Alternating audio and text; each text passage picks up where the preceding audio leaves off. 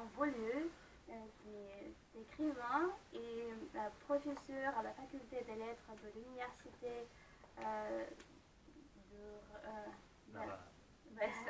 voilà, c'est bien ça. Une des plus anciennes universités de l'Amérique du Nord. Plus ancienne université francophone d'Amérique du Nord. Oui, voilà. M. Beaulieu va nous parler de la littérature québécoise, de son œuvre, et il va répondre à toutes vos questions. Donc, je vous donne la parole. Bienvenue.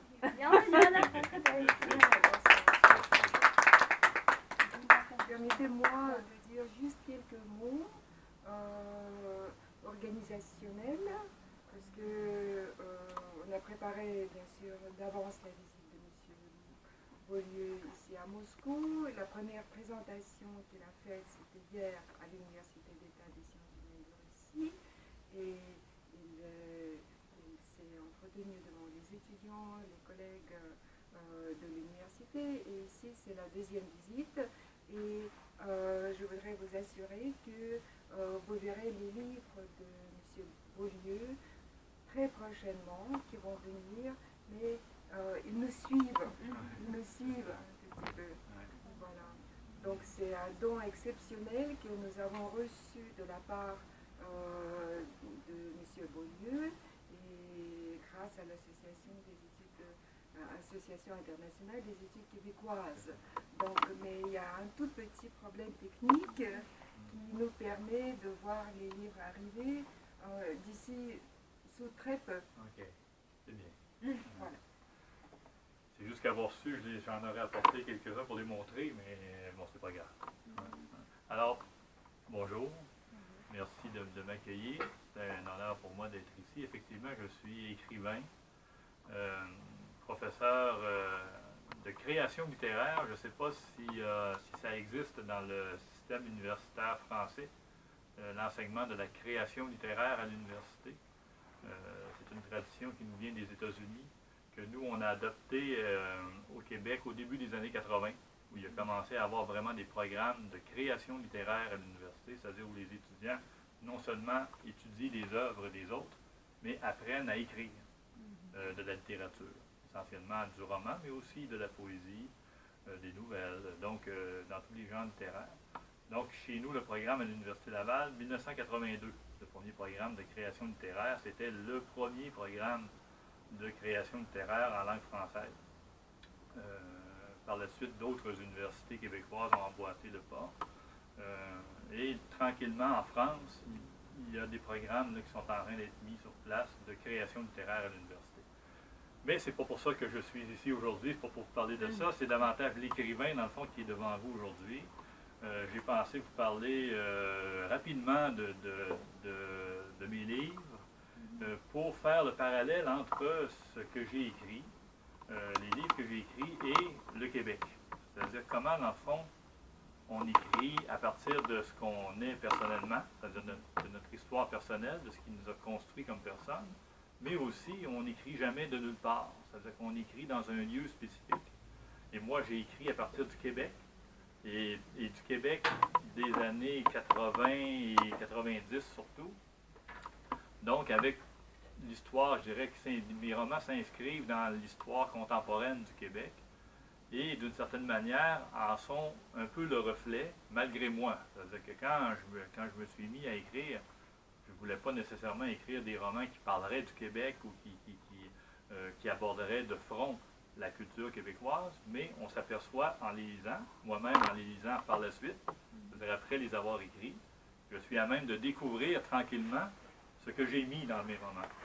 Ça, quand on écrit, on peut avoir un projet d'écriture, mais finalement, on s'aperçoit qu'on a mis beaucoup plus que ce qu'on s'attendait de mettre dans nos livres.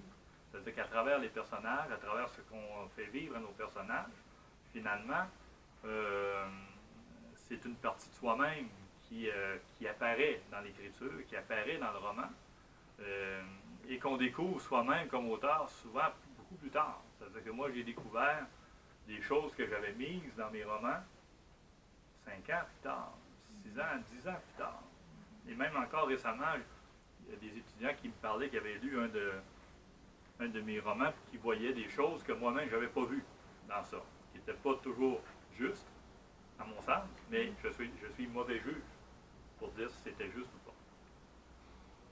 Alors, le premier roman que j'ai publié, c'était en 1997. J'ai eu une vocation tardive d'écrivain. J'ai publié mon premier roman à 35 ans. Il s'appelait Le Foubar. Oui, merci. Je vais en prendre un petit.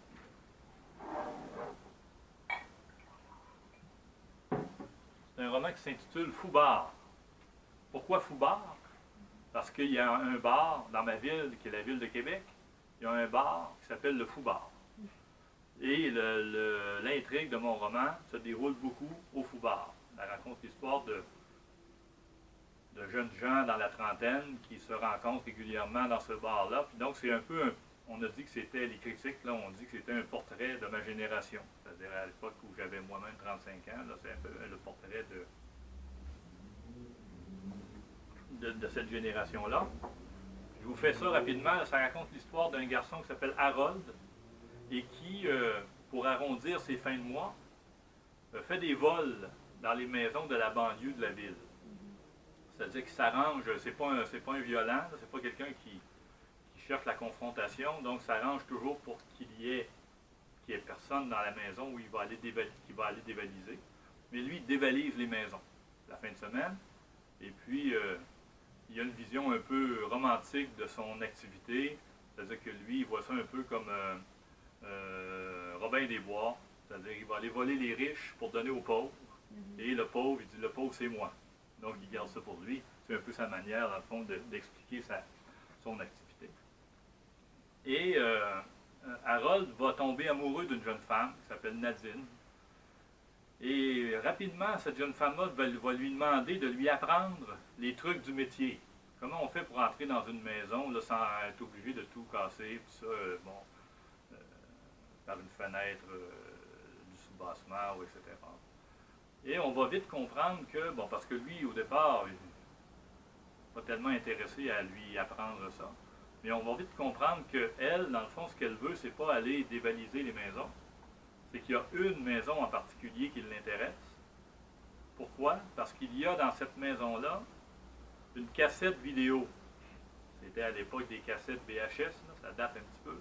Donc, il y a une cassette vidéo rose dans cette maison-là de Cap-Rouge, en banlieue de Québec. Et c'est pour ça qu'elle veut apprendre à dévaliser les maisons, parce qu'elle veut entrer dans cette maison-là pour aller chercher cette cassette. Et moi, quand j'ai écrit ce roman-là, je ne savais pas ce qu'il y avait sur la cassette. Pourquoi c'était si important que ça pour elle d'aller chercher cette cassette-là? Et il a fallu que j'arrête d'écrire jusqu'à ce que je découvre qu'est-ce qu'il y avait moi aussi sur la cassette. Et là, ça a relancé le roman, l'écriture de la deuxième partie du roman. Je ne vous raconte pas ce qu'il y avait sur la cassette. Quand les livres suivront, il s'agira de lire Foubar pour découvrir ce qu'il y a sur la cassette. Donc ça, c'était mon premier roman. Harold Luby, qui est un personnage qui a deux personnalités. C'est-à-dire qu'il y a une personnalité un petit peu comme ça, un petit bandit, si on veut, un petit voyou, qui dévalise les maisons, mais en même temps, c'est quelqu'un qui pose sur sa société un regard quand même assez critique et assez appuyé. C'est-à-dire que c'est pas... c'est quelqu'un quand même qui réfléchit à ce qui l'entoure puis à sa société. Et là, je vais vous parler un petit peu de moi. Donc, juste pour faire le parallèle entre ce qui de moi apparaît dans mes livres. Moi, j'ai été élevé dans un quartier de la ville de Québec qui s'appelle Saint-Sauveur. Le quartier Saint-Sauveur, c'est le quartier le plus pauvre de la ville de Québec. Chez nous, on n'était pas très pauvre. Mon père était postier. Alors, c'était classe moyenne. Bon, c'était correct. Mais dans le quartier, là, il y avait beaucoup de pauvreté. Tout ça. Et j'ai fait mon cours primaire dans le quartier Saint-Sauveur. Et comme j'étais pas mauvais à l'école, j'avais des bonnes notes, la directrice a proposé à mes parents de m'envoyer à l'école privée pour les études secondaires. Alors j'ai fait mes études secondaires au séminaire de Québec, qui était une école privée. Alors là, je me suis retrouvé, moi, garçon du quartier le plus pauvre de la ville, à étudier avec les garçons parce qu'il n'y avait pas de filles non plus à l'époque, c'était séparé, les garçons, non. Donc, avec les garçons les plus riches de la ville. C'était tous des fils d'avocats, de médecins, etc. Donc, c'était les bons. Ce qui fait que j'ai vécu, moi, mon adolescence, ma jeunesse, avec ces deux côtés-là, toujours présents. C'est-à-dire que quand je rentrais chez moi le soir, j'étais avec mes amis d'enfance, qui étaient les garçons les plus pauvres de la ville. Et quand je repartais le matin à l'école, j'avais aussi mes amis d'école, qui étaient les enfants les plus riches de la ville. Et ça a formé d'une certaine manière ma personnalité. C'est-à-dire que longtemps,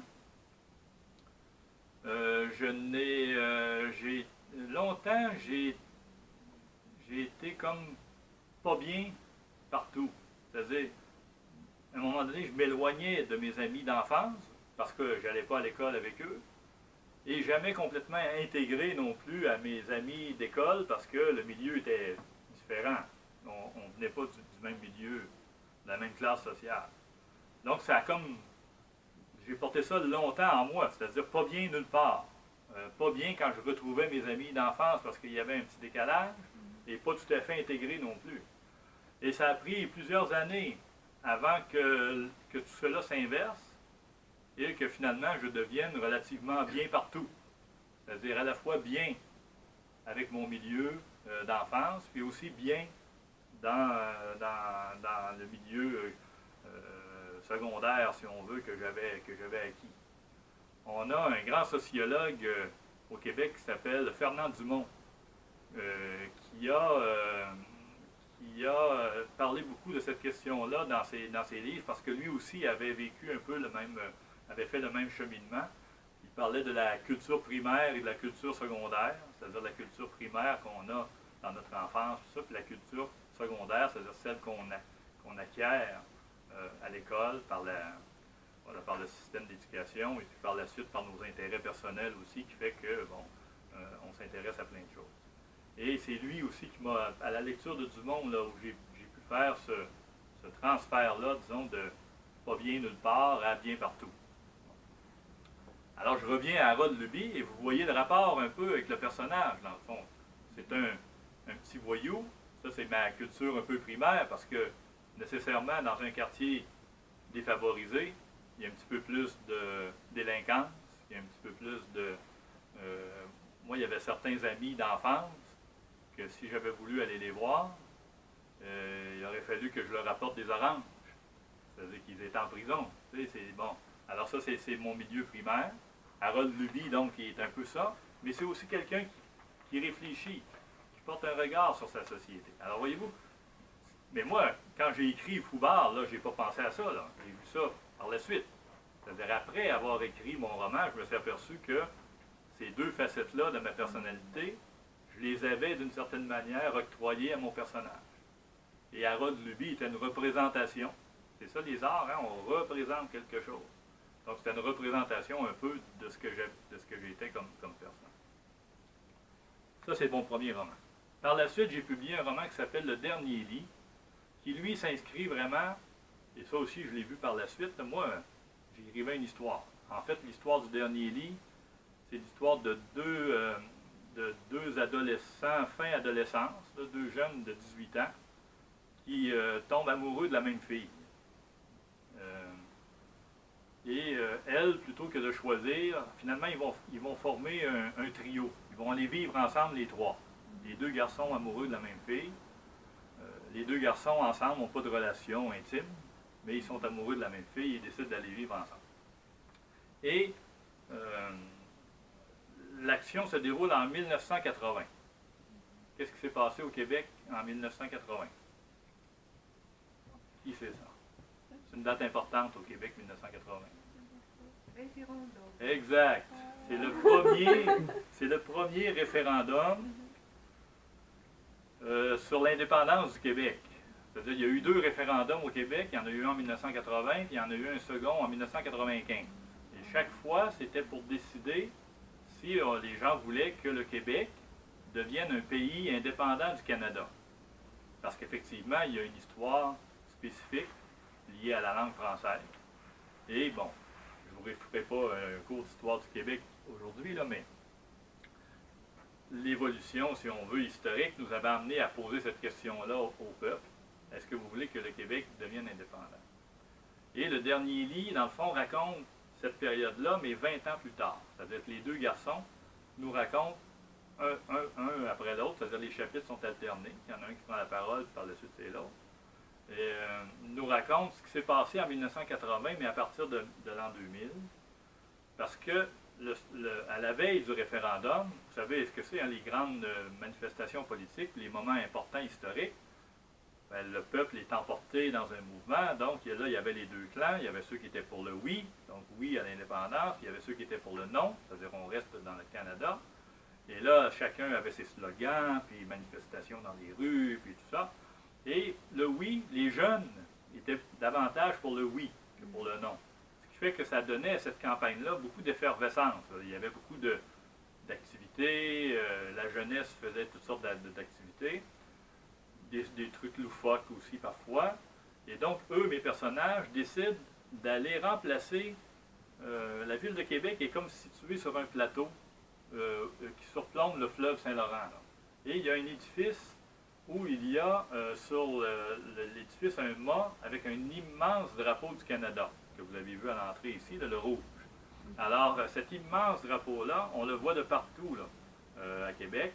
Et eux décident un soir de monter par l'escalier de secours, puis d'aller dans le dôme, et puis de descendre le drapeau du Canada et de remplacer le drapeau par un drapeau qu'ils ont fait eux-mêmes avec un drap où ils ont inscrit un gros oui. Alors, c'est ce qu'ils font. Montent là, bon, changent le drapeau, remplacent le drapeau par un oui. Et là, ils font la fête un peu parce qu'ils sont heureux d'avoir réussi ça. Donc, ils prennent un petit coup, fument un petit joint. Et puis, finalement, quand ils viennent pour redescendre de cet édifice-là, la fille va rater une marche de l'escalier de secours et va tomber de 4 étages, ce qui fait qu'elle va mourir. Là. Évidemment, c'est un roman métaphorique, c'est-à-dire que la fille qui meurt, c'est le rêve qui meurt parce qu'on a perdu le référendum. Hein. Ça a été 60% pour le non, puis 40% pour le oui. Donc, ce que ça raconte, dans le fond, c'est le rêve qui est mort avec cette jeune femme-là, dans le fond. Et le roman revient plus tard sur ce que ça voulait dire aussi ce que ça voulait dire d'être pour l'indépendance, pourquoi on voulait faire l'indépendance. Et c'était, dans le fond, l'aboutissement. 1980, c'était l'aboutissement de 2 décennies de révolution qu'on a appelée chez nous la révolution tranquille. Pourquoi tranquille? Parce qu'il n'y a pas eu vraiment de morts. Quelques-uns, un ou deux, là, mais par accident. Là, bon, ici, il n'y a pas eu vraiment de révolution violente. Mais la société a changé très, très rapidement dans ces 20 ans-là, entre 1963 et puis 1980, on est passé d'une société qui était dirigée par l'Église, par les prêtres, par les curés, à une société laïque, donc une société qui a mis en place des outils, un système d'éducation nationale, un système de santé nationale, alors que l'éducation et la santé, avant ça, étaient gérées par les prêtres et les sœurs. Donc tout ça a été laïcisé. Il y a beaucoup de prêtres et de sœurs qui ont quitté les ordres, qui ont gardé leur travail d'enseignant, tout ça, mais ils sont devenus laïcs eux-mêmes. C'est une période de désaffection vis-à-vis de l'Église. C'est-à-dire que les gens ont déserté des églises, les gens ont déserté la religion. Aujourd'hui, c'était au Québec, là, tout le monde était catholique, tout le monde allait à la messe le dimanche.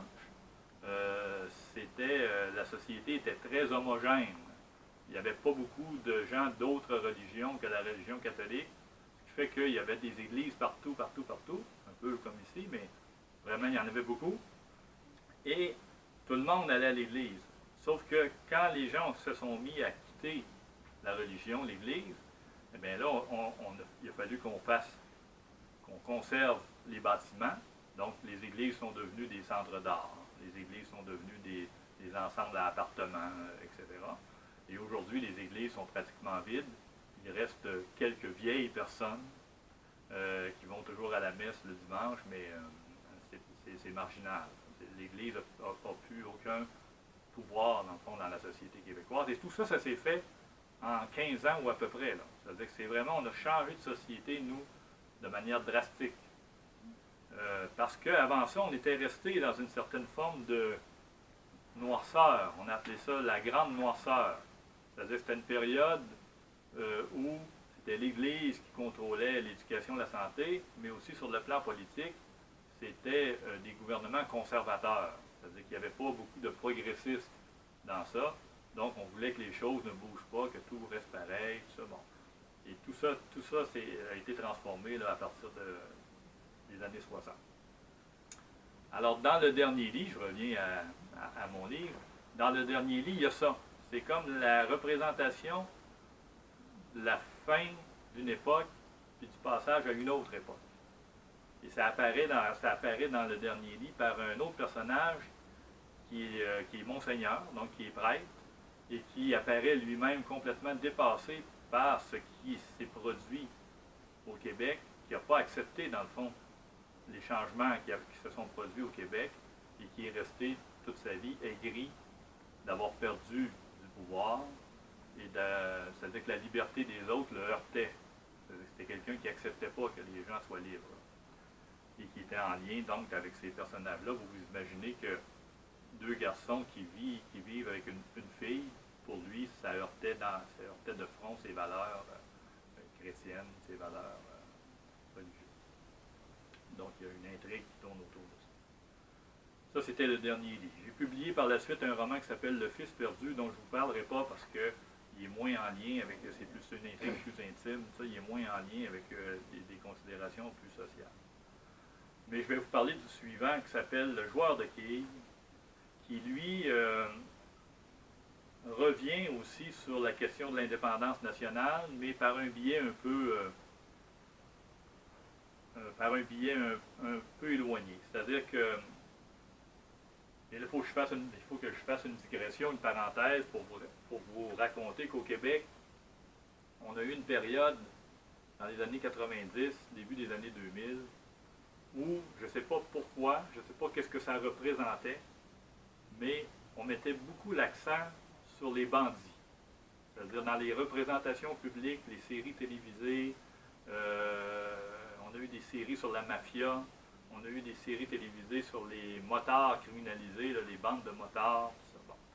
Et moi, j'avais un vieux projet que je traînais dans mes cahiers depuis longtemps, qui était effectivement de raconter la vie d'un motard, de raconter la vie d'un bandit. Mais là, c'était trop, il y en avait trop partout, tout ça, puis je ne voulais pas participer à ça. Puis en particulier, je ne voulais pas participer à... Il y a eu un procès retentissant où le chef de la principale bande de motards qui s'appelle les Hells Angels, le chef des Hells Angels a été mis en procès. Il s'appelle Mom Boucher, son nom, Mom Boucher. Et pendant le procès de Mom Boucher, on en a fait d'une certaine manière une vedette. C'est-à-dire qu'il est devenu un peu le représentant des méchants, mais vous savez que dans la société, parfois, ces figures-là, c'est un bonhomme qui peut avoir une bouille un peu sympathique, là, ce qui fait qu'on en a fait une vedette. Finalement, alors qu'on savait très bien que ce monsieur-là avait tué des gens, tout ça, il avait comme une... Et ça, moi, j'aimais pas beaucoup ça, ce qui fait que je voulais pas participer à ça. Alors, j'avais mis ce projet-là de côté. Sauf que le projet est revenu d'une autre manière. Ce roman-là raconte l'histoire de mon alter ego quand il y a un écrivain dans un de mes livres, il s'appelle Samy Martel. Il ne s'appelle pas Alain Beaulieu, il s'appelle Samy Martel. Pourquoi Martel? Parce que c'est le nom de ma mère. Ma mère s'appelle Martel, donc Samy, je ne sais pas d'où ça vient, mais c'est Samy Martel. Alors Samy Martel, qui est écrivain, travaille sur un projet qui lui tient beaucoup à cœur, qui est celui de réunir dans un restaurant de Paris des écrivains québécois et français. Des écrivains vivants, bien sûr, mais aussi des écrivains morts, des écrivains décédés. Alors, il va réunir dans un restaurant, c'est Bernard Pivot qui décide de réunir dans un restaurant une pléiade d'écrivains français et québécois pour discuter de littérature et surtout parce qu'il y a une menace à la littérature. Ça, j'ai écrit ça en 2005, l'écriture de ça. Vous allez voir qu'on est rendu à peu près là aujourd'hui. Mais à l'époque, je l'avais imaginé, je l'avais comme vu venir, si on veut, d'une certaine manière, pour un prophète. C'est-à-dire que il y a quelqu'un qui a inventé une machine dans son projet d'écriture, qui s'appelle Bookiejo. Et Bookiejo, c'est quoi? C'est une machine un peu comme un distributeur de sandwich ou de cigarettes, où vous entrez des coordonnées, mettons un personnage masculin de 42 ans qui vit telle situation. Et lui, il vous produit votre roman. C'est-à-dire, on attend 2-3 minutes, et après ça, plong, le roman arrive, c'est votre roman. Mais il y en a juste une copie, là. Il n'est pas allé choisir dans la bibliothèque de personne. Là, c'est une copie individualisée d'un roman à partir des données que vous avez entrées dans la machine. J'ai vu récemment qu'il y a déjà des expériences qui se font comme ça. C'est-à-dire que ça existe maintenant. À l'époque, ça n'existait pas, mais maintenant, ça existe. Et là, ben, Pivot, puis tout le monde se dit, là, on pensait que la menace à la littérature allait venir par le cinéma ou par les autres formes d'art, tout ça, mais là, on s'aperçoit que c'est cette machine-là qui va tuer la littérature. Pourquoi? Parce que si chacun a son livre, c'est-à-dire que si je vous offre chacun votre livre personnalisé, il n'y a plus de littérature, parce qu'il n'y a plus de discussion. C'est-à-dire que vous allez pouvoir me parler de votre livre à vous, puis madame va pouvoir me parler de son livre à elle, mais on ne parlera jamais des livres communs qu'on aura tous lus, donc qui fait en sorte que la littérature existe, c'est-à-dire des références, une référence. Alors c'est cette menace-là, dans le fond, qui fait qu'on va réunir. Bon, ça c'est le projet de Harold Luby, mon écrivain fictif. Sauf que pendant le temps qu'il est en train d'écrire ça, il reçoit un téléphone d'un garçon qui lui dit « J'aimerais ça que vous écriviez ma vie, ma biographie, mais sous la forme d'une autobiographie. » C'est-à-dire, dans le fond, il va écrire pour lui son autobiographie. L'écrivain dit « Non, j'ai pas le temps de faire ça. » Et là, lui dit « Oui, mais je vais vous payer. » Lui, il dit « Non, j'ai pas le temps de faire ça. » « Oui, mais il dit « Je vais bien vous payer. » Alors finalement, il met un montant sur la table assez important pour que Harold Luby finisse par dire oui. Il va accepter d'écrire l'autobiographie de ce personnage-là, qui est effectivement quelqu'un qui a besoin de faire écrire sa vie pour se protéger parce que c'est un caïd, donc c'est quelqu'un d'important dans la mafia québécoise. Il va se servir de ça pour se protéger.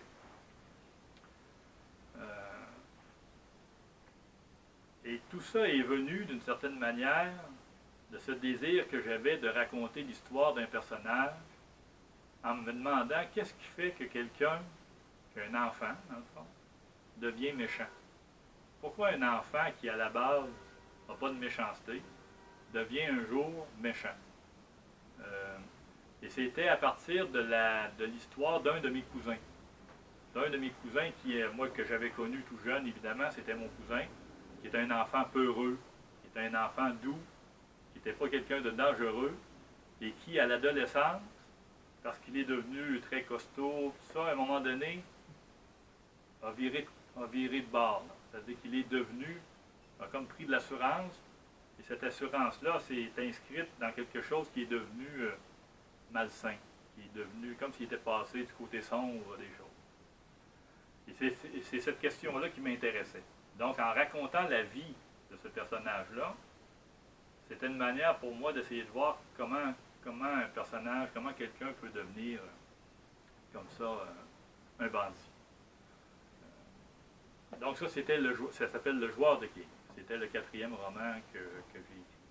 Ce personnage-là dont on raconte la vie, il était présent dans mes autres romans avant. C'était d'ailleurs celui, quand je vous parlais d'Harold Luby, là, qui dévalisait les bungalows, c'était avec lui qu'il faisait des affaires louches aussi. C'est-à-dire qu'il était là dans Foubar, il était là dans Le Dernier Lit, comme personnage secondaire.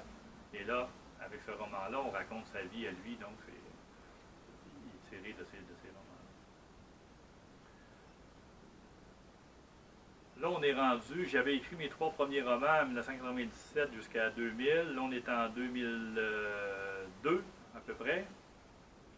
Non, 2002, j'avais écrit un petit roman pour la jeunesse qui s'appelle Le Solo d'André, 96 pages, avec des gros caractères.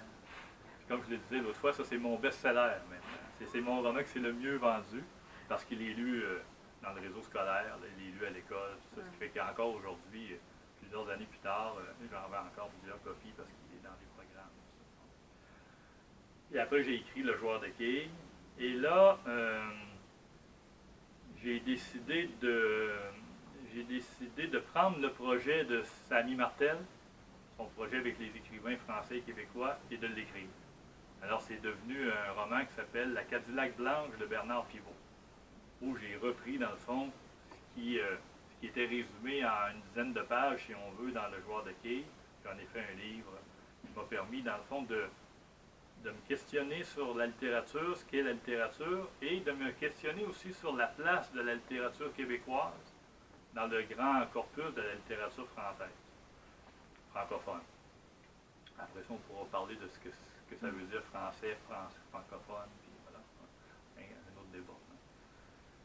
Et c'est pour ça que j'ai pris, dans le fond, des écrivains québécois qui, pour moi, puisque c'est ma culture, sont aussi importants que les écrivains français. C'est-à-dire que ma culture littéraire, en fait, elle est nourrie de trois pôles. Elle est nourrie du pôle français, c'est-à-dire ça, c'est notre base. Elle est nourrie du pôle québécois, c'est-à-dire ça, c'est c'est mes racines. Et elle est nourrie aussi du pôle américain, c'est-à-dire parce qu'il y a dans la culture américaine quelque chose qui nous parle aussi quand on est québécois. Parce que dans le fond, être québécois, ce que c'est d'avoir intégré la culture française dans un territoire donné.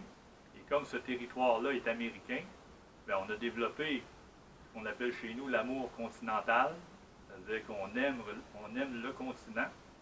Et il y a une représentation, on a une représentation du continent américain qui va au-delà des frontières qui nous séparent des États-Unis, parce que dans l'histoire de la présence française en Amérique, ces frontières-là n'existaient pas.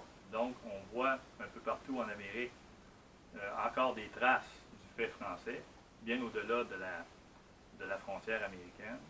Et pour nous, on a cette conscience-là que ce territoire-là nous appartient, même si on n'est pas dans notre pays. C'est-à-dire qu'on a encore gardé on aime garder cette image d'une Amérique sans frontières. C'est-à-dire l'Amérique, en fait, l'Amérique des coureurs des bois, c'est-à-dire des Français qui se sont eux-mêmes affranchis de l'Église et du pouvoir pour courir les bois avec les Autochtones, et qui sont eux-mêmes devenus, d'une certaine manière, des Autochtones, qui sont intégrés à la manière de vivre des Autochtones américains. Et il y a toute cette frange-là qui nous définit aussi, et qui définit ce que c'est qu'un Québécois. C'est-à-dire que c'est un francophone qui, en habitant un territoire donné, est devenu, moi j'ai souvent l'habitude de dire que le Québec, c'est une anomalie historique. Parce que normalement, on aurait dû être assimilé par les anglophones, puisqu'on est entouré d'anglophones. Alors, dans le cours normal de l'histoire, on aurait dû être assimilé. Et c'est un peu comme le hasard fait que la vie a pu apparaître quelque part à un moment donné. Mais c'est un paquet de circonstances qui, mises ensemble, ont fait que le fait français en Amérique a été maintenu au Québec. Parce que les Anglais n'ont pas voulu se mettre à dos l'Église catholique, et l'Église catholique a voulu défendre au Québec la langue française, donc tout ça était lié. Mais il reste qu'aujourd'hui, quand on regarde la carte des Amériques, bien, le Québec, c'est quand même particulier que cette partie-là du nord de l'Amérique soit demeurée française. Malgré le fait qu'on ait été conquis par les Britanniques depuis le milieu du 18e siècle. C'est-à-dire que normalement, on aurait dû être assimilé. Mais on ne l'est pas encore. Peut-être que ça viendra, remarquez. On ne l'est pas encore. Alors là, j'ai écrit La Cadillac blanche de Bernard Pivot. Et anecdote, tiens, là-dessus. Encore là, j'ai écrit ça, ça c'est 2006. Et un des écrivains qui est invité, parce qu'ils sont à peu près tous là, tous les écrivains que vous connaissez, ils sont là. Et chez les Québécois, même ceux que vous ne connaissez pas, c'est-à-dire qu'on n'a jamais vu. Je ne sais pas si vous avez déjà entendu parler de Régent Ducharme. Régent Ducharme, c'est un écrivain québécois majeur, mais qu'on n'a jamais vu nulle part. C'est-à-dire qu'il existe une photo de Régent Ducharme qui a été prise en 1973, je pense, alors qu'il avait 30 ans, puis maintenant il y en a 75. Là. Mais on ne l'a jamais vu nulle part. C'est l'écrivain fantôme. Il a écrit un roman qui s'appelle L'Enfantôme, d'ailleurs. Mais c'est un écrivain fantôme. Bon. Publié régulièrement, a publié ses derniers romans au Seuil. Je pense que c'est au Seuil, je crois. Ouais. Et qui n'a pas publié dans les dernières années. Je pense que son dernier, c'était, après, on va savoir, en tout cas, il m'en manque un dernier. Donc, Régent Ducharme est là aussi dans mon roman, mais comme on ne le voit pas, et personne ne l'a jamais vu, ben je l'ai déguisé. Donc, il est là déguisé en barman. C'est lui qui fait le service aux tables, etc. Puis il y a une fausse barbe. Alors, personne ne sait que Régent Ducharme est là, mais il est là pareil. Bon. Et pourquoi je vous racontais ça? Non, je voulais vous dire autre chose là-dessus. Pardon? Anecdote. L'anecdote. Oui, l'anecdote. À l'époque où j'ai écrit le roman, à un moment donné, à la fin, tout le monde s'en va, là, bon, ça fonctionne pas, les gens s'entendent pas, la bagaille est prise, tout ça. Et à la fin, avec Bernard Pivot, il y a un dernier écrivain qui reste là, puis là, Bernard Pivot lui dit, arrête de faire le pitre, puis mets-toi à écrire sérieusement, tout ça. Et cet écrivain-là, aujourd'hui, fait partie de l'Académie française, c'est Dany Laferrière. Et à l'époque, quand j'ai écrit La Cadillac Blanche, le dernier écrivain que j'ai gardé avec Bernard Pivot comme représentant, si on veut, de la littérature québécoise, c'était Dany Laferrière. Comme si j'avais vu d'une certaine manière que son œuvre était importante et qu'il allait porter un certain flambeau là, de la littérature québécoise, qui, d'ailleurs, je fais le lien avec ça, qui a commencé dans ces années-là à arrêter de parler du Québec. C'est-à-dire qu'on a eu une bonne période où les écrivains québécois les plus populaires, les plus reconnus, étaient les écrivains de l'immigration. C'est-à-dire que c'était des écrivains qui étaient venus d'ailleurs pour s'installer au Québec et qui nous parlaient du Québec, mais de l'extérieur. Nous parlaient de nous, mais de l'extérieur. Donc ça, c'est Dany Laferrière, qui est haïtien. C'est Yin Chen, qui venait de Chine. Par la suite, il y a eu Kim Thuy, qui est vietnamienne. Il y a eu Sergio Coquis qui est brésilien. Ouais. Après ça, il y a eu Micone, qui était italien. Donc, les écrivains là, dont on entendait le plus parler, tout ça qui étaient les plus lus, c'était des écrivains de l'immigration. Ça disait quelque chose quand même du Québec. Ça veut dire qu'on était sorti du Québec identitaire, si on veut, puis que le Québec avait le goût d'aller voir ailleurs. Parce qu'on s'était dit non 2 fois aussi, parce que là, il y avait eu l'autre référendum de 1995. Le deuxième référendum de 1995, toujours la même question. Voulez-vous que le Québec devienne indépendant? Oui, non. Ça s'est terminé 50-50, à 30 000 voix près. Là. C'est-à-dire qu'il y avait autant de gens qui disaient oui que de gens qui disaient non. Comme c'était le non qui était un petit peu supérieur, ben, l'indépendance n'est pas faite. On ne sait pas ce qui se serait produit si ça avait été un oui avec un 30 000 voix de majorité. Je ne pense pas que ça aurait été possible non plus. Là. On ne peut pas faire l'indépendance d'un pays alors que la moitié des gens ne veulent pas. Mais bon, c'est une autre question. Mais on était dans ça, là, dans cette période-là du Québec, puis on n'est pas tout à fait sorti de ça encore. C'est-à-dire où le Québec ne parle plus de lui-même. C'est-à-dire que le Québec s'intéresse à ce qui se passe ailleurs. Et moi, d'une certaine manière, et sans que ce soit conscient, tout à fait de manière inconsciente, j'ai fait aussi ce mouvement-là. C'est-à-dire que le roman que j'ai publié par la suite se situe en Amérique centrale, avec aucun personnage québécois. Là, c'est pas un Québécois qui s'en va là-bas, pas du tout. C'est une intrigue qui se déroule en Amérique centrale, dans un petit village d'Amérique centrale, donc écrit dans un français standard, parce qu'il n'y a pas de langage vernaculaire québécois dans ça, il n'y a pas de québécois. Donc c'est écrit dans un français plus standard. Et ça se déroule, ça s'appelle le Postier Passila. Et c'est l'histoire d'un postier qui quitte la grande ville pour venir s'installer dans un petit village. Et là, vous allez voir pourquoi je vais vous dire, je peux vous dire tout de suite que c'est mon roman le plus québécois, alors qu'il se déroule à l'étranger, qu'il n'y a aucun Québécois dans le roman. Parce que lui, le postier, il se retrouve dans ce village-là.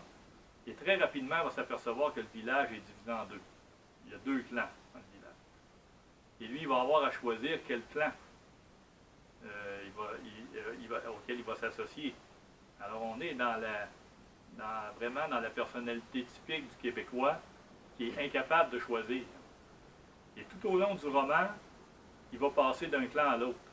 C'est-à-dire qu'aussitôt que quelqu'un va lui apporter des arguments pour lui dire « Regarde, c'est nous qui avons raison, tu vois bien que les autres ont tort, etc. » Il va dire « Ah oui, c'est vrai. » Puis après ça, il va rencontrer quelqu'un de l'autre clan qui va lui expliquer un point de vue contraire, puis etc., puis le mettre en situation, puis il va dire « Ah oui, c'est vrai. » Puis etc., puis il ne sera jamais capable de choisir son camp. Ça, c'est très québécois. C'est-à-dire, pour ne pas se chicaner, les Québécois n'aiment pas la chicane, n'aiment pas la confrontation, font toujours attention au débat. Il y a des cultures qui sont plus actives dans le débat d'idées. Par exemple, la culture française. On écoute chez nous, par exemple, des éditions de débats français et on est souvent étonné, moins maintenant parce qu'on y a accès davantage, de la vigueur des débats. Tu sais, les Français débattent avec vigueur, tout ça, puis à la fin, pas pires amis. Tu sais, bon, c'est correct. Alors que chez nous, ça virerait rapidement à la bagarre ou au rejet. On ne va même pas dans ces eaux-là. Aussitôt qu'on sent que ça risque d'être conflictuel un petit peu, on se retire. À la limite, on va même dire, ben oui, tu as raison. Pour pas faire de chicane. Même si on n'est pas d'accord, on va dire, oui, peut-être que tu as raison. Puis on va. Alors ça, c'est très typiquement québécois, ce qui fait que Le Postier, Amérique centrale, aucun Québécois, c'est un roman très québécois, à mon avis. Probablement mon roman le plus québécois. Et là, tranquillement, donc, j'étais parti du Québec. Vous voyez la carte, là, j'ai pas besoin de vous faire la carte du Canada. Donc, j'étais parti du Québec, je parle dans mes écritures. Et là, j'étais en Amérique centrale, un pays qui n'est pas nommé, là. J'ai gardé ça flou. Mais l'imaginaire, je dirais les images que j'ai développées me viennent d'un voyage qu'on a fait au Costa Rica. Donc, c'est un peu cet univers-là. Mais je ne voulais pas le situer clairement au Costa Rica ou ailleurs, par prudence, puis aussi parce que ce que j'avais à dire n'avait pas besoin d'un ancrage spécifique. Et le roman que j'ai écrit par la suite s'appelle « Quelque part en Amérique ». Et là, c'est une remontée, c'est-à-dire quand on lit le récit, il y a même une remontée des personnages du sud vers le nord des États-Unis pour tranquillement me ramener vers le Québec. C'est-à-dire, quelque part en Amérique, raconte l'histoire d'une femme qui vient du Belize, qui est un petit pays d'Amérique centrale, juste au sud du Mexique. Et elle, on lui promet une vie meilleure aux États-Unis. Donc, elle va arriver avec son petit bonhomme de 4 ans, une journée comme ça, avec son petit baluchon, petite valise, en se disant, je viens refaire ma vie aux États-Unis. Et ce qu'elle ne sait pas, c'est que celui qui lui aura donné rendez-vous pour l'accueillir aux États-Unis, pas très gentil, c'est quelqu'un qui gère un réseau de prostitution et de traite des femmes, etc. Par chance, quand elle va arriver à la gare, ce monsieur-là vient de se faire arrêter par la police. Donc, elle va se retrouver à la gare avec personne. Et là, il y a quelqu'un qui va venir l'aider. Et elle va partir comme ça. Effectivement, elle va devenir femme de ménage dans une maison de riches américains.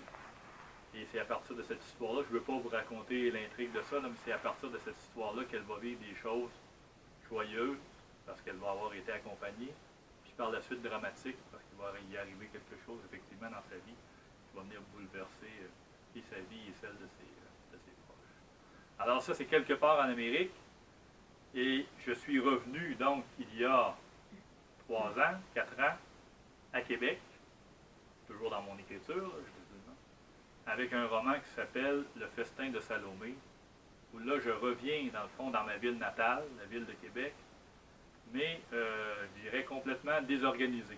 C'est-à-dire que le personnage ne reconnaît plus son pays,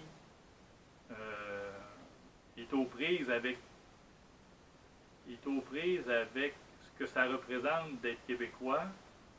Et donc, quand on se pose cette question-là, nécessairement, la question qui vient assez rapidement après le rapport aux Français, c'est le rapport aux Autochtones. Parce qu'on est, d'une certaine manière, métissé. Donc, ce rapport-là aux Autochtones nous oblige aussi à nous redéfinir, c'est-à-dire à essayer de trouver qui on est à partir de ce lien-là avec les Autochtones, ceux qui étaient là avant nous et auxquels on s'est mélangé, mais qu'on a aussi ostracisé, qu'on a aussi mis dans des réserves, qu'on a aussi rejeté, comme si on avait rejeté une partie de soi-même, comme si on avait rejeté celui avec qui on s'était allié en arrivant. Et ça fait partie de notre histoire aussi. Donc, mon personnage, pour faire une histoire courte, là, Le Festin de Salomé, ça c'est mon roman de cinquantaine. Quand j'ai eu 50 ans, c'est le roman que j'ai écrit. Je vois que vous êtes plusieurs à être beaucoup plus jeunes que ça. Ça va vous arriver un jour d'avoir 50 ans. Et quand on arrive à 50 ans, bien là, tranquillement, on commence à regarder en arrière. Tu sais, à 35 ans, c'est correct. 40 ans, ouais, mais à 50, là, on commence à voir qu'il y a un bout de chemin de fait. Et quand on regarde le bout de chemin derrière, on a l'impression qu'il nous en manque des petits bouts. C'est-à-dire que parfois on va dire ah oui, telle chose, ça s'est passé il y a 4 ans. Et là, on se met à calculer, c'était plutôt 8 que 4. Alors, il était où les 4 ans qui me manquent là, ça? Aussi, quand tu arrives à 50 ans, tu vois le chemin qui te conduit à là où tu es rendu, que tu n'avais pas prévu nécessairement. C'est-à-dire que la vie fait en sorte que tu vas prendre des chemins que tu n'avais pas vu venir, ou bon, parfois de bonne manière, des belles surprises, parfois des choses inattendues, des gens qui vivent des drames aussi, des traumatismes qui vont redéfinir leur personnalité, tout ça. Donc, tout ça fait en sorte qu'on se retrouve à 50 ans avec une histoire. Et c'est un peu, le roman raconte un peu ça, mais en sautant des bouts. C'est-à-dire que, dans le fond, c'est un roman que j'ai écrit, je racontais ça un petit peu hier, c'est un roman que j'ai écrit d'un trait. C'est-à-dire qu'il n'y avait pas de paragraphe. Quand on regardait le roman, là, c'était toutes des pages pleines. Puis même les dialogues sont intégrés dans la narration. Donc, il n'y avait pas de tiret de dialogue, tout ça, c'était vraiment des pages pleines. Évidemment, mon éditeur, quand je lui ai envoyé ça, n'a pas trouvé que c'était une bonne idée. Là. Je ne sais pas si c'est pour vous, là, mais ouvrir un livre où c'est toutes des pages pleines, tout le temps, une après l'autre, ça donne pas le goût d'entrer dedans. En tout cas, il faut du courage. Alors finalement, j'ai dit, OK, on va là, j'ai fait des paragraphes, des chapitres, tout ça. Non? Mais ça se sent, je pense, quand on lit le roman, là, on voit que ça a été écrit là, comme dans un long jet. Et il y a 5 sauts de ligne. En fait, il y avait 5 sauts de ligne où on changeait de période de la vie du personnage. Et plus on change, c'est vraiment un roman, c'est mon roman le plus éclaté. C'est mon roman où ceux qui aiment la littérature un petit peu plus formaliste, si on veut, là, qui aiment la forme, qui aiment lire de la littérature qui joue avec la forme, autant qu'avec l'intrigue, aiment bien ce roman-là. Parce que c'est le roman avec lequel je suis allé le plus loin du côté formel, sans que ce soit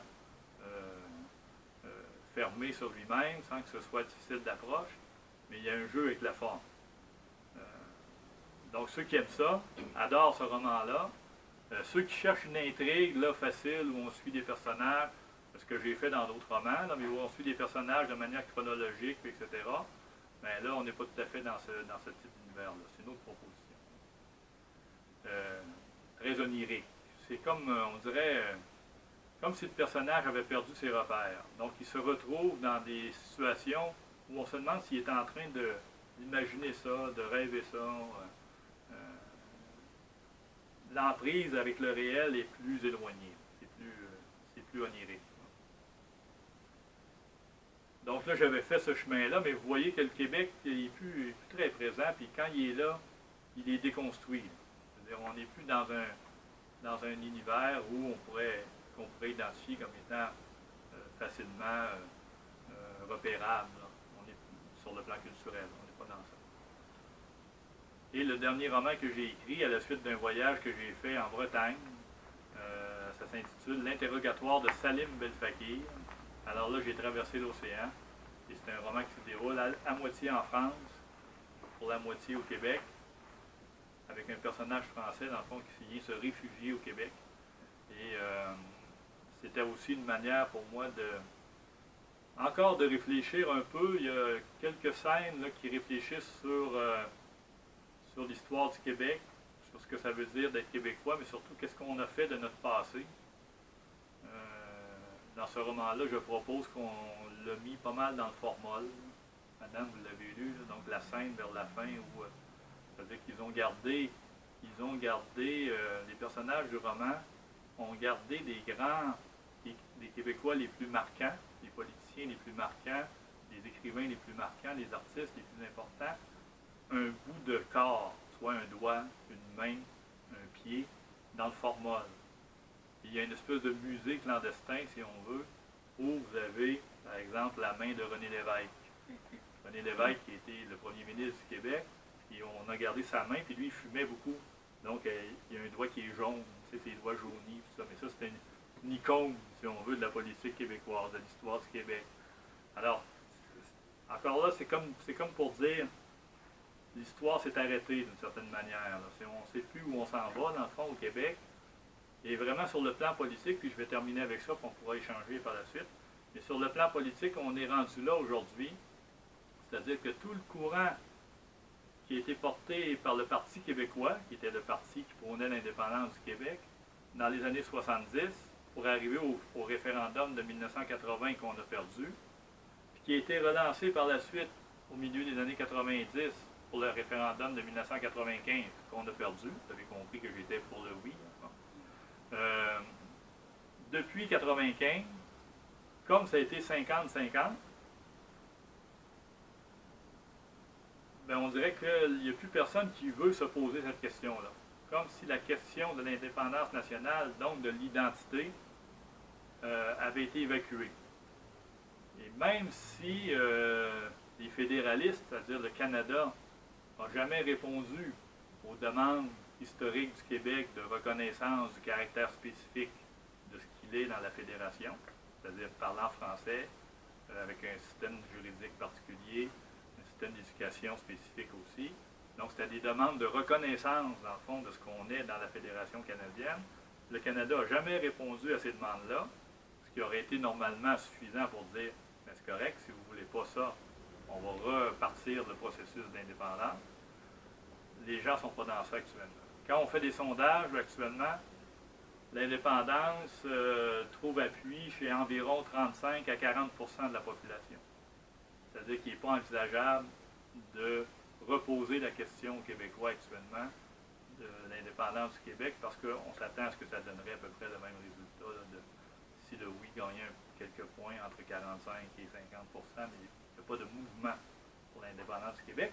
Mais il n'y a pas non plus d'engouement pour le fédéralisme canadien. C'est-à-dire, les Québécois ne se sentent pas plus canadiens qu'avant, mais ils refusent de se poser la question de l'identité. Donc, ça crée une espèce d'ambiance de, ben, comme je le disais tout à l'heure, de non-confrontation. Mais c'est comme dans nos relations personnelles, puis c'est-à-dire qu'il y a des choses à un moment donné qui, à force de ne pas être dites, finit quand même par être là. Personne n'en parle, mais c'est là pareil, c'est dans le décor. Et c'est là qu'on en est aujourd'hui. Alors vous voyez, dans le fond, par ma littérature, par les livres que j'ai écrits, j'ai comme suivi, sans le vouloir, sans le savoir, de manière inconsciente, le mouvement politique, le mouvement social québécois, c'est-à-dire avec dans mes premiers romans, vraiment inscrit dans le Québec, puis par la suite une désaffection, c'est-à-dire on va aller voir ailleurs si on existe. On va aller voir aussi si les écrivains d'ailleurs qui sont chez nous existent. Puis tranquillement une remontée, mais sans trouver des repères, passant par les États-Unis, ça aussi ça peut être significatif, mais sans trouver là non plus de repères spécifiques. On a déjà eu ça au Québec, là, des gens qui rêvaient d'être intégrés aux États-Unis et de devenir un État américain. Ça non plus, c'est pas un courant qui a fleuri. Alors on est comme dans une espèce de... comme si on était en attente que les événements décident pour nous. Qu'il se passe quelque chose, à un moment donné, une tragédie ou je ne sais pas quoi, qui va faire en sorte qu'on va avoir à prendre une position, une décision. Mais tant qu'il ne se passe rien, pas de bonheur, pas de malheur. C'est-à-dire petite vie tranquille. L'important, c'est qu'il ne se passe rien de spécifique qui viendrait nous déranger. On est dans le bonheur de la consommation. Et puis, tant qu'on va pouvoir consommer, on va être heureux. C'est triste un peu comme vision, mais je pense que c'est assez juste, honnêtement. Là, je pense que c'est assez juste. Voilà. On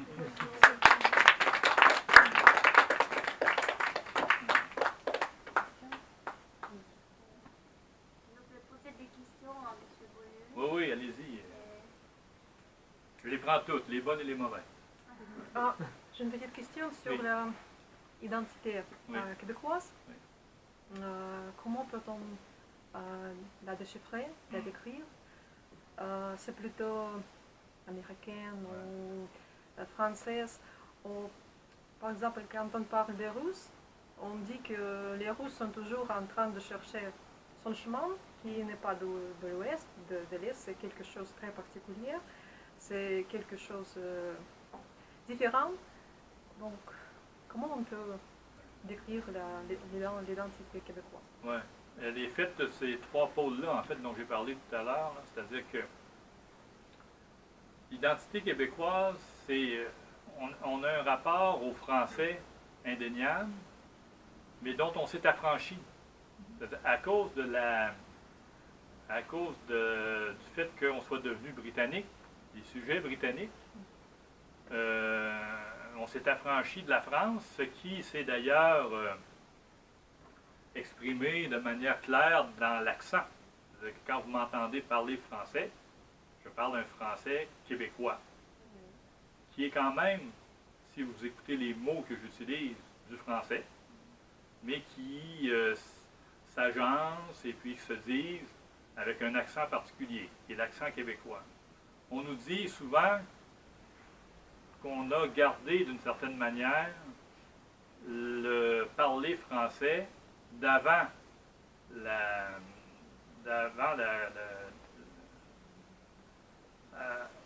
même d'avant la Révolution, mais en tout cas de cette période-là de la Révolution, parce qu'effectivement, comme on a coupé les liens avec la France, ben, l'évolution de la langue française qui a eu lieu en France ne nous a pas atteints.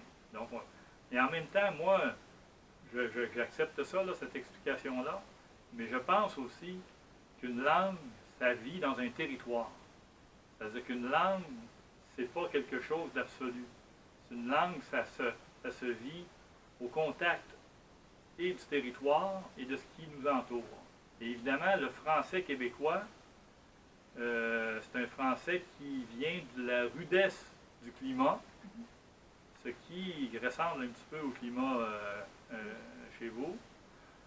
Donc ça joue sur la langue parce que les gens l'hiver, sans cabane, donc s'enferment dans les maisons, et donc ne sont pas en communauté, en contact avec le théâtre ou ce qui nous vient par la culture, etc. Donc la langue se renferme un peu aussi sur elle-même, et aussi par le fait que la langue québécoise, il faut le dire, a été beaucoup influencée par l'anglais. Ce qui fait qu'on a des tournures de phrases, des tournures syntaxiques qui nous viennent de l'anglais. On a utilisé pendant des années des mots anglais pour désigner les objets de tous les jours. Le français qu'on parle dans les milieux populaires dans les années 50, 60, c'est un français qui utilise plusieurs mots anglophones, plusieurs mots anglais. Quand on parle d'une voiture, ça a un windshield, un steering, des breaks. Donc ça, c'est tous des mots, des wipers. Donc c'est tous des mots anglais que les francophones du Québec utilisaient de manière courante. C'est-à-dire, il n'y a personne qui parlait des essuie-glaces de sa voiture. Tout le monde parlait, j'ai changé mes wipers hier. J'ai accroché mon bumper, etc. Bon, c'est les mots anglais et les tournures de phrases aussi étaient très présentes. Et même certaines figures légendaires, par exemple, on a chez nous, je ne sais pas si ça existe dans la culture russe, mais pour faire peur aux enfants, quand on ne voulait pas que les enfants sortent trop tard le soir, on disait qu'ils pouvaient se faire prendre par le bonhomme 7 heures. Le bonhomme 7 heures, ça veut dire qu'à partir de 7 heures le soir, il y avait un bonhomme méchant qui se promenait dans les rues et qui ramassait les enfants qui étaient là trop tard le soir. Donc on appelait ça le bonhomme 7 heures. Mais en fait, bonhomme 7 heures, ça vient du bone setter. Bone setter, c'était le ramancheur, celui qui bon, des bone setters devenus bonhomme 7 heures. Il y a plein de mots comme ça dans la langue populaire, tout ça, qui sont venus de l'anglais. Je me suis éloigné de votre question sur l'identité québécoise. Mais je pense que l'identité québécoise est faite de ça. C'est-à-dire que c'est une langue qui s'inscrit dans un territoire. Et l'autre dimension, là, c'est justement le territoire, c'est-à-dire le continent. Le fait qu'on soit américain. Et ça, c'est pas juste... ça a un rapport avec le climat, mais ça a un rapport avec l'image qu'on se fait de soi dans ce territoire-là. Et toute la question identitaire repose là-dessus, c'est-à-dire, est-ce qu'on veut que le Québec soit un pays avec des frontières, avec une identité blanche, catholique, ou d'origine catholique, si on veut, parlant français, parce qu'il y a ce courant-là aussi dans les indépendantistes québécois. Les indépendantistes québécois, là, c'est une palette ouverte comme ça, là, de la gauche jusqu'à la droite. C'est-à-dire des progressistes qui veulent que le pays devienne plus équitable, solidaire, jusqu'à la droite, c'est-à-dire les identitaires, contre l'immigration, contre les autres religions, contre tout ce qui viendrait métisser, d'une certaine manière, les francophones blancs d'Amérique, si on veut. Alors, moi, j'étais plutôt du côté des progressistes. C'est-à-dire que... Mais tout ça fait partie, encore aujourd'hui, dans nos débats, c'est-à-dire on se pose encore la question de l'identité au Québec, et cette question-là a fait surface dans les dernières années sur la question de ce qu'on a appelé chez nous les accommodements raisonnables. C'est-à-dire comment on accommode les autres religions dans l'espace public. Est-ce qu'on permet de fermer les piscines pour les hommes entre 14h et 16h pour que ce soit juste les femmes musulmanes qui puissent aller au bain? Est-ce qu'on accepte ça comme société qu'entre 14h et 16h, le mardi après-midi, ce soit juste des femmes? Pourquoi pas? Il y en a qui disent non, non, non. Ça ne fait pas partie de notre culture de fermer les piscines aux hommes. Chez nous, tout est mixte. Bon. Est-ce qu'une femme a le droit de porter le voile quand elle offre des services publics? Vous allez à l'hôpital, est-ce que l'infirmière peut être voilée? Oui, non. Parce que est-ce qu'elle représente l'État laïque ou pas? Et là, dans ce débat-là, ce qui est en dessous de ça, parce que dans le fond, qu'une femme ait une casquette, un voile, une couronne, on s'en fout.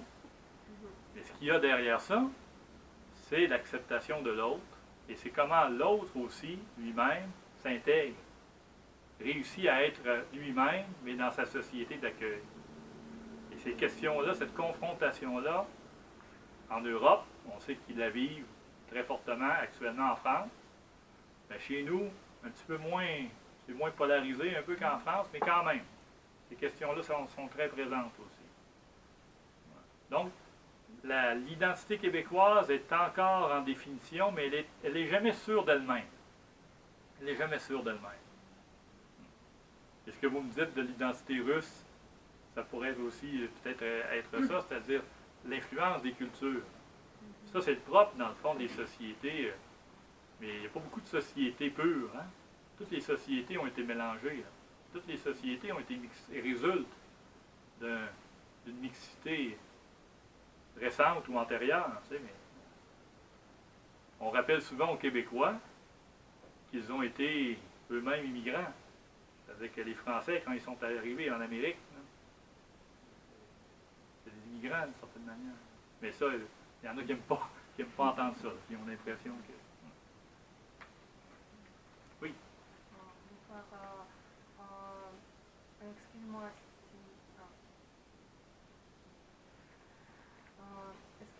si je ne parle pas bien. Prenez votre temps. tout ce que vous avez raconté aujourd'hui est très intéressant. Et je voudrais demander qu'est-ce que vous pouvez dire aux quelqu'un qui veut devenir un écrivain. Y a-t-il des difficultés au monde moderne pour devenir un écrivain? Ouais. J'aime bien la nuance que vous faites dans le monde moderne. Moi, j'enseigne la création littéraire, donc je suis avec des jeunes, certains qui sont là pour d'autres raisons, mais certains qui sont là parce qu'ils veulent devenir écrivains. Et j'ai l'impression que ce qui est le plus dangereux pour eux, pour qu'ils ne puissent pas atteindre leur objectif, c'est la technologie actuelle. C'est-à-dire que j'ai l'impression que pour moi, quand j'ai commencé à écrire, comme il n'y avait pas Internet et il n'y avait pas les téléphones, ce genre de trucs-là, ben quand j'étais dans l'écriture, Alors que maintenant, je pense que la plus grande difficulté, c'est de se mettre en état d'écriture. C'est un état d'écriture, c'est-à-dire qu'il faut justement faire le ménage autour de soi pour entrer dans son projet. Et moi, c'est pareil, là, hein? Moi j'en ai un téléphone ici, là, puis bon, c'est-à-dire qu'il faut être capable de mettre ça de côté pendant quelques heures. Et ça, il y a des gens, puis en particulier la jeune génération qui a grandi avec ça, ils sont incapables. Ils sont incapables de s'imaginer que pendant 5 heures, ils ne regarderont pas le téléphone ou Facebook, ou etc.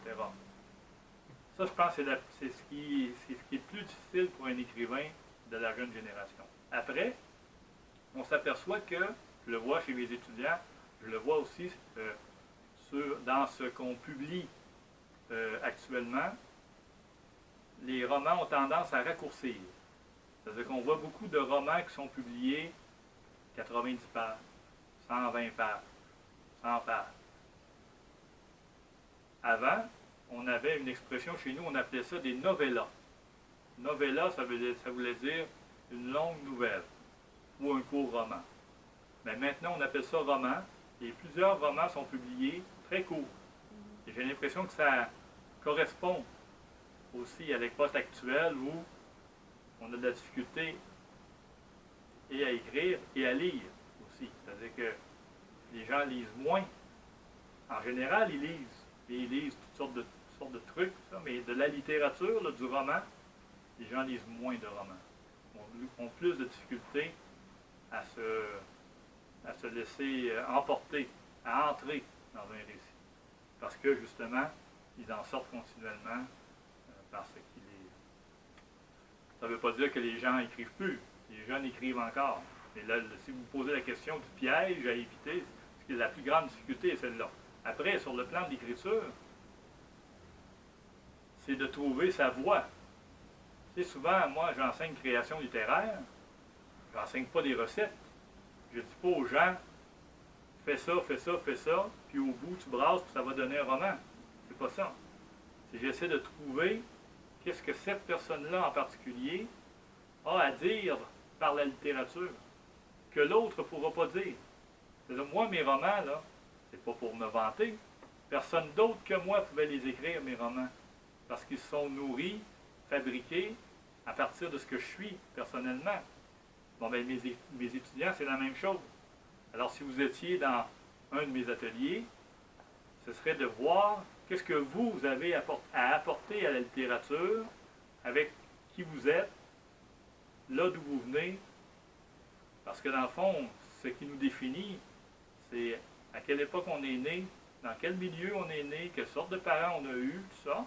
Donc, tout ce qui fait qu'on est devenu ce qu'on est devenu de l'extérieur. Et derrière ça, ce que les philosophes appellent l'ipséité, c'est-à-dire ce qui nous fait nous-mêmes différents des autres, et qui est notre personnalité profonde. C'est ce qui fait que dans une même famille, par exemple, vous allez avoir 2 frères qui ont été élevés par les mêmes parents, à peu près à la même époque, etc., puis qui vont avoir des personnalités complètement différentes. Ben ça, c'est ce qui nous définit comme personne. Et tout ça, l'ipséité avec ce que le milieu a fait de nous, ça fait qu'on est une personne unique. Et c'est cette personne-là unique qui doit transparaître dans l'écriture. Il doit apparaître dans ce qui est raconté.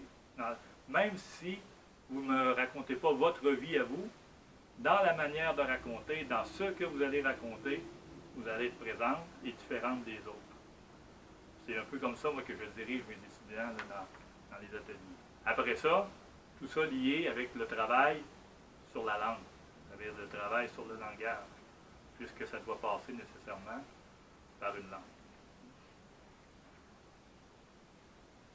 Oui. Et qui sont vos interlocuteurs dans les contextes plus éloignés, dans les époques plus éloignées, dans les littératures qui ne sont pas nécessairement les littératures du monde francophone? Ouais. Moi, j'ai été très influencé par la littérature américaine. C'est-à-dire que les écrivains qui ont fait que je suis devenu écrivain, c'est comme ça, hein, c'est-à-dire on devient écrivain parce qu'on a eu l'illumination par la lecture. Sans ça, on n'arrivera pas faire ça. Donc moi, les écrivains qui ont fait que je suis devenu écrivain, encore là, c'est les trois pôles dont j'ai parlé tout à l'heure. C'est-à-dire c'est des écrivains français.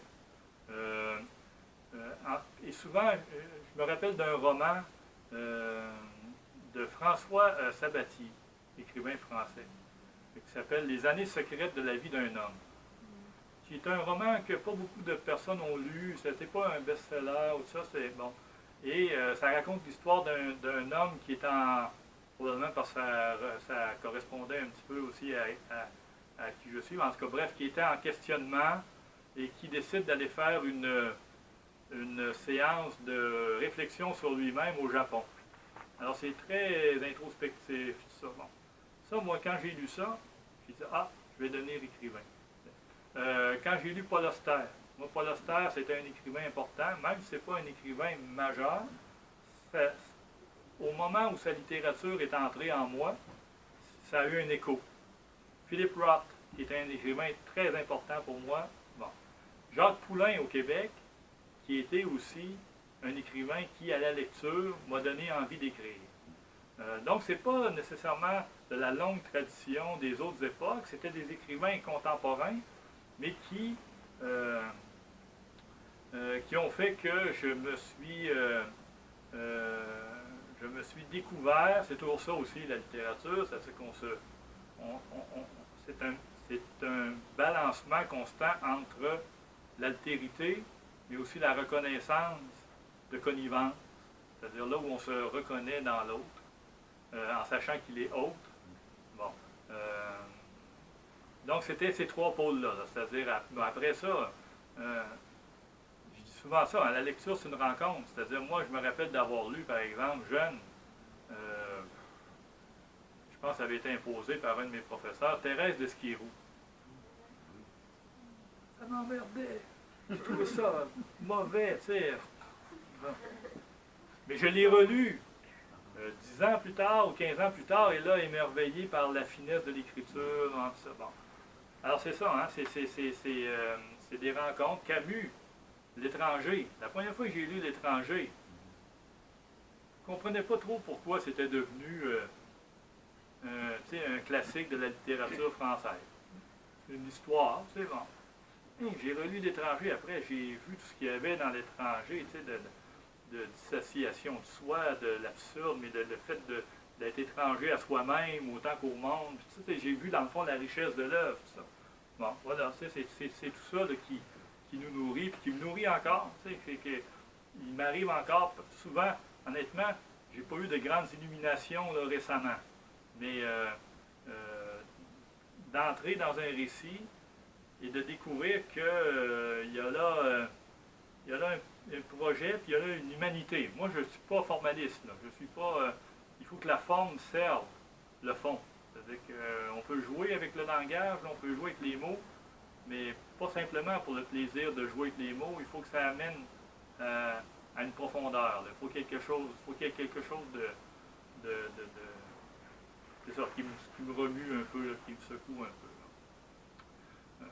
Mais c'est ça, voilà. Ça fait, par exemple, juste 2 secondes, ça fait plusieurs fois que j'essaie de lire Guerre et paix. Là, j'entre dans ça, puis à un moment donné... Ne marche pas. Non. Ça me tombe des mains. Hein? Alors je me dis qu'un jour, je vais y arriver. Oui, c'est sûr. Ça, je suis pas prêt encore. Il y avait madame derrière, puis après ça, j'ai vu. Merci d'abord de votre présentation, c'était très intéressant. Mais vu qu'on vous voit à la Francothèque de Moscou, Oui. je voudrais savoir si vous avez peut-être des liens avec la Russie dans votre travail. Ouais, non, on m'a posé la question souvent. Les écrivains russes que je connais, c'est surtout Dostoïevski, que j'ai lu, évidemment. Guerre et paix, que j'ai essayé de lire. Non, mais je connais pas beaucoup les écrivains russes actuels, contemporains.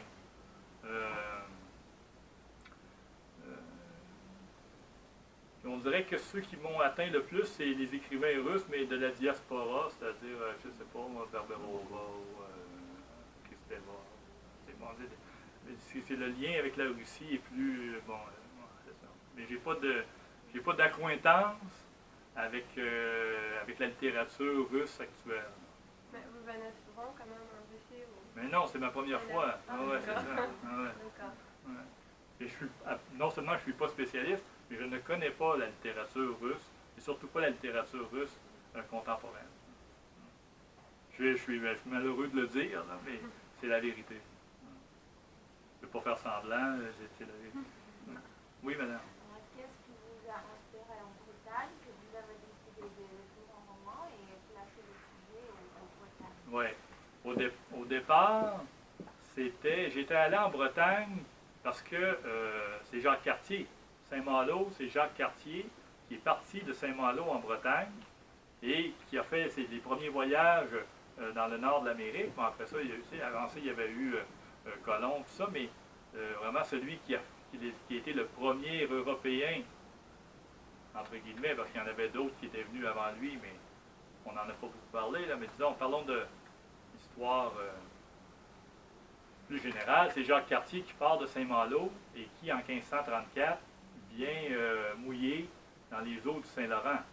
Donc, c'est celui qui, d'une certaine manière, est découvreur du Canada. Donc, c'était, sur le plan imaginaire, c'était ce que je voulais exploiter. C'est-à-dire, moi, m'en aller, aller là-bas. Effectivement, j'ai foulé les pierres de l'église où il a été enterré, puis là où il a été baptisé, même, tout ça. Bon. Au départ, c'était ça. Mais je n'avais pas de projet précis. C'était d'imaginer ce lien-là entre Saint-Malo et Québec qui a été fait par Jacques Cartier. Et finalement, le projet a dévié et finalement, c'est un policier de Saint-Malo qui, à la suite d'une aventure, il quitte son emploi et il décide de traverser au Québec pour venir se réfugier sur une plage, dans une petite maison au bord du fleuve. Donc, voyez-vous, dans le fond, il est resté à peu près juste ça de mon projet initial, c'est-à-dire vraiment le voyage de Saint-Malo vers Québec. Puis le roman a bifurqué. Et je ne voulais pas écrire un roman historique. Je savais que ce ne serait pas un roman historique sur Jacques Cartier. Mais au départ, c'était ce lien-là. Et je l'ai contemporanisé. C'est-à-dire que j'ai écrit une histoire qui avait à peu près plus aucun lien, dans le fond, sinon de manière un peu métaphorique, avec mon projet de départ.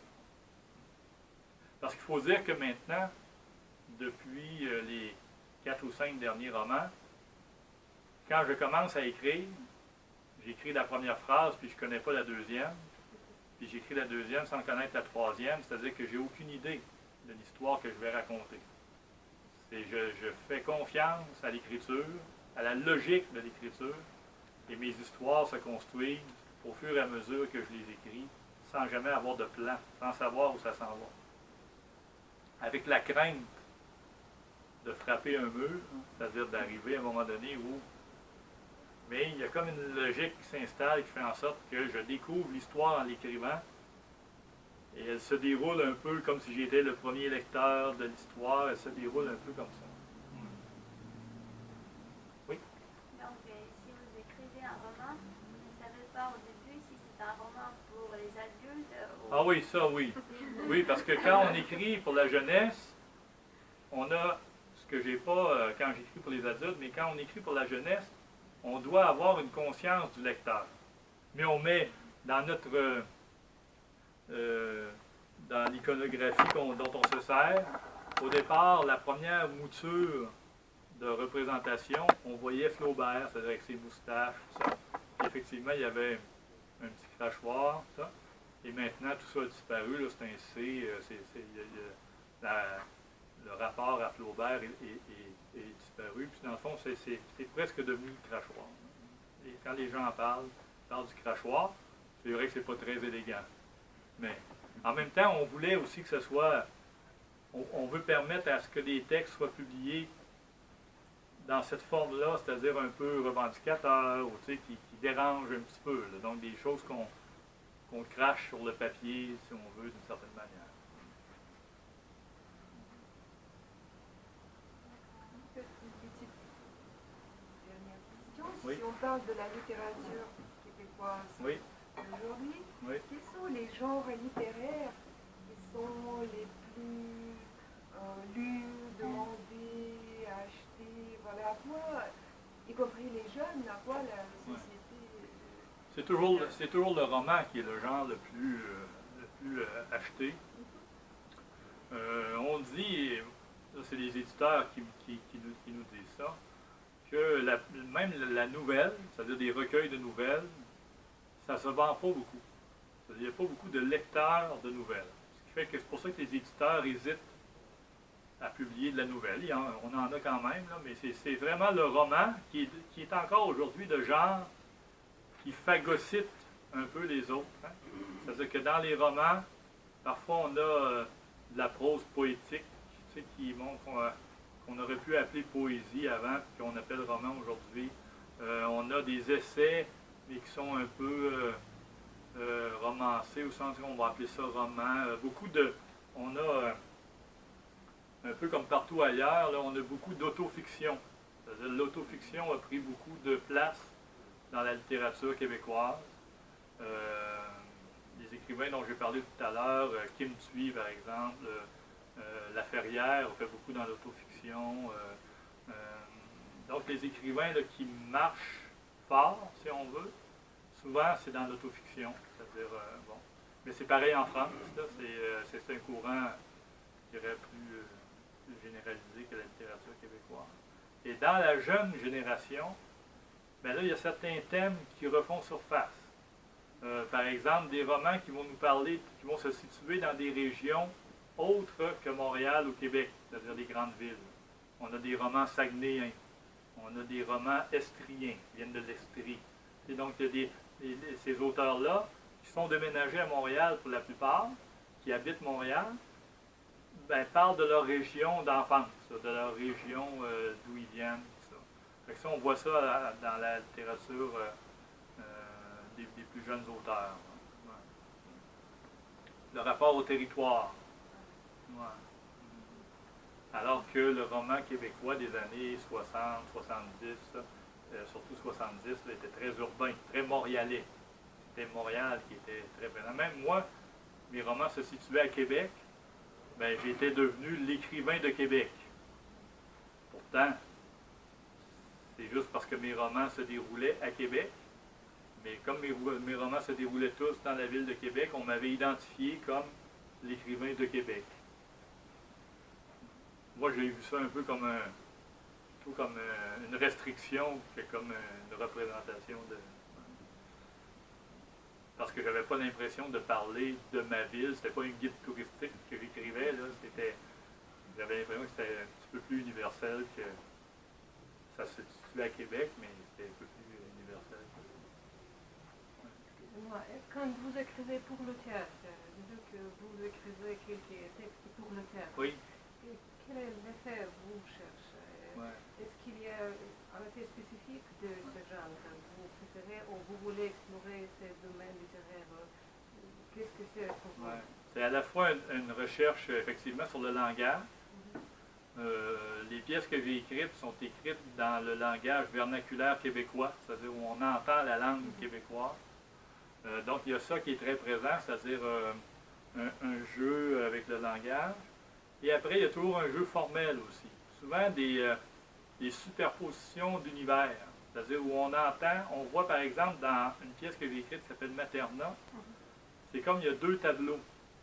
puis il se passe des choses dans les deux tableaux.